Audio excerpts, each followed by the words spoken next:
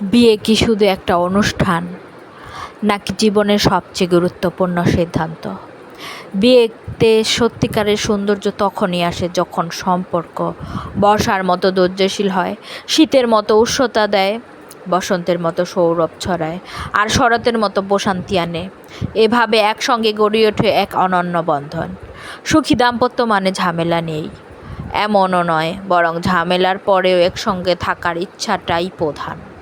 বিয়ে নিখুঁত নয়, সম্পর্ক টিকিয়ে রাখতে ভালোবাসার চেয়েও বেশি কিছু লাগে: ধৈর্য, বোঝাপড়া, দায়িত্ববোধ।